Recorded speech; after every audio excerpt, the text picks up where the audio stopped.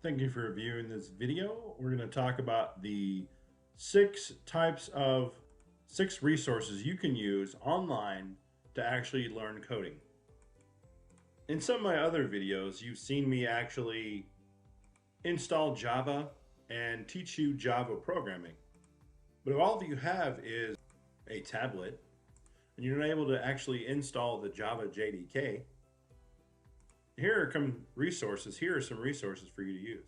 Even if you're at work, you can practice on your coding while at work, while in school, while in college, or on somebody else's computer.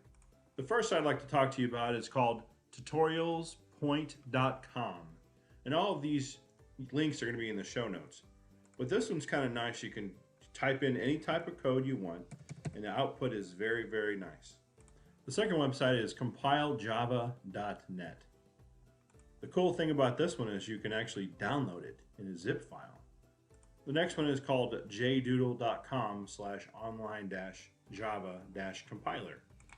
The good thing about this one is it lets you choose your different JDK versions, 9.0 and 10.0. The next one is Browxy, BROWXY.com. With this one, it gives you free generated code that you can try out, such as a game, an anime game, thread example, car loan applet, random dots, and other things. The next one is CodeChef.com/IDE. It lets you code, compile, and run your Java program. And finally, onlinegdb.com/online_java_compiler. The cool part about this one is you can share your code via URL or embed it. Well, thanks for viewing this video and have a great day. And be sure to, or if you wouldn't mind, subscribing to the channel and pushing the like button.